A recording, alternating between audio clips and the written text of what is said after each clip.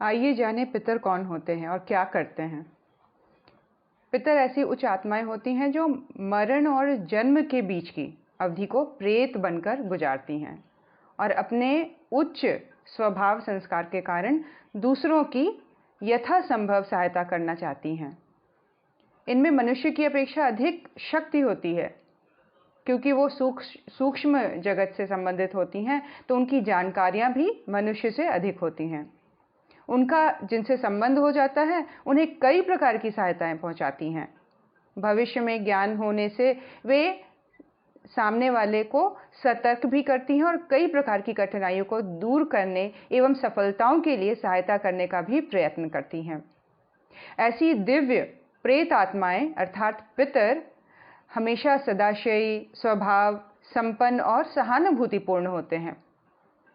वे कुमार्गगामिता यानी कि गलत मार्ग में चलने वाले लोगों से असंतुष्ट रहती हैं और सन्मार्गगामिता यानी सही मार्ग पर चलने वाले लोगों को से प्रसन्न होती हैं। पितर वस्तुतः देवताओं से भिन्न किंतु सामान्य मनुष्यों से उच्च श्रेणी की आत्माएं होती हैं। मतलब देवताओं से छोटी और मनुष्य से उच्च स्तरीय आत्माएं होती हैं। वे अशरीरी होते हुए मतलब बिना शरीर धारण किए देहधारी से संपर्क करने की उनकी अपनी सीमाएं होती हैं। हर किसी से वे संपर्क नहीं कर पाती। कोमलता और निर्भीकता, श्रद्धा और विवेक, जहां ये दोनों चीज़ों का संतुलन होता है, ऐसे व्यक्तित्व से वो संपर्क साधने का प्रयास करती हैं।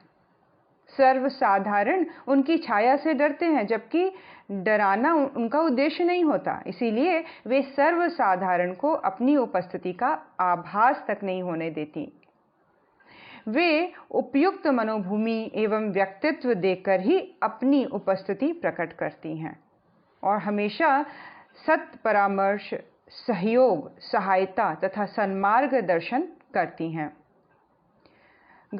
गलत चीज़ों के निवारण, अनीति के निराकरण की सत्प्रेरणा पैदा करने एवं उस दिशा में आगे बढ़ने वालों की मदद करने का काम भी ये उच्चाशयी पितर आत्माएं करती हैं। अतः भूत प्रेतों से विरक्त रहने, उनकी उपेक्षा करने और उनके अवांछित अनुचित प्रभाव को दूर करने की जहां आवश्यकता है, वहीं पितरों के प्रति श्रद्धा भाव दृढ़ रखने, उन्हें सद्भाव भरी श्रद्धांजलि देने तथा उनके प्रति अनुकूल भाव रखकर उनकी सहायता से लाभान्वित होने में पीछे नहीं रहना चाहिए।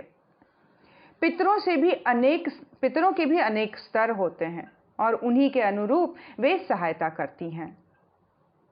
श्री C.W. लेडविटर ने अपनी पुस्तक द इनविजिबल हेल्पर्स में लिखा है कि 7 लोकों में से ऊपरी 6 लोकों से संबंधित 6 तरह की पितर आत्माएं होती हैं और प्रत्येक स्तर के दायित्व तथा गतिविधियां उनकी भिन्न भिन्न होती हैं। प्रकृति, संस्कार, योग्यता एवं अभिरुचि के अनुरूप ये पितर सहायता एवं मार्गदर्शन का काम करती हैं। श्री लेडविटर ने अपनी उपरोक्त पुस्तक में विश्व के विभिन्न समुदायों में प्रचलित पितर संबंधित धारणाओं के विवरण प्रस्तुत किए। उन्होंने ये लिखा कि इजिप्ट यानी मिस्र तथा चीन की सांस्कृतिक आस्थाओं में पितरों से संबंधित विस्तृत कथा और कर्मकांड विद्यमान हैं। द बुक ऑफ डेड नामक इजिप्शियन ग्रंथ में बहुत सारी ऐसी घटनाएं संग्रहित हैं।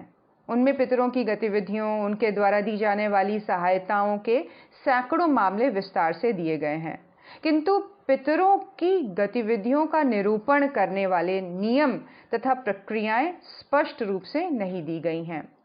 श्री लेडविटर ने अपनी पुस्तक में कहा है कि हिंदुओं में श्राद्ध की जो प्रक्रिया प्रतिष्ठित है तथा उनसे संबंधित जो विवरण है वह सर्वाधिक प्रामाणिक और वैज्ञानिक है, किंतु आजकल वे भी मात्र कर्मकांड और परंपरागत रीति रिवाज बनकर रह गए हैं। उनके पीछे जो सन्निहित भाव हैं, जो सन्निहित तत्व ज्ञान है, वे अधिकांश हिंदू भूल रहे हैं। इसीलिए न तो वे स्वयं ही उस प्रक्रिया द्वारा पितरों से समुचित सहायता प्राप्त कर पा रहे हैं, न ही पितरों एवं स्वर्गीय आत्माओं को अपनी श्रद्धा भावना का उचित लाभ दे पा रहे हैं। डॉक्टर लेडबिटर ने स्पष्ट किया है कि इन अशरीरी आत्माओं से संपर्क का मूल आधार संकल्प एवं विचार ही है। जड़ वस्तुओं और निष्प्राण कर्मकांडों के माध्यम से पितरों से आदान प्रदान का क्रम नहीं चलाया जा सकता, क्योंकि ये सारा व्यापार भावनात्मक एवं विचारपरक है। इसीलिए कर्मकांडी प्रक्रियाएं आवश्यक तो हैं, परंतु पूर्ण नहीं है, कंप्लीट नहीं है अपने आप में। बिना ज्ञान के उपकरणों का उचित प्रयोग और सही परिणामों की प्राप्ति असंभव है। अतः आवश्यकता पितरों की सत्ता को सही रूप में समझने की है और उनसे संपर्क की पात्रता स्वयं में विकसित करने की है। वैसा हो सके तो उनसे देव स्तर का सहयोग प्राप्त किया जा सकता है। जीवन को अधिक समृद्ध एवं सार्थक एवं सफल बनाया जा सकता है। आगे के क्रम में हम जानेंगे कि किस तरह से पितरों से संपर्क साधा और उनसे सहायता ली जा सकती है। बहुत बहुत धन्यवाद। प्रणाम।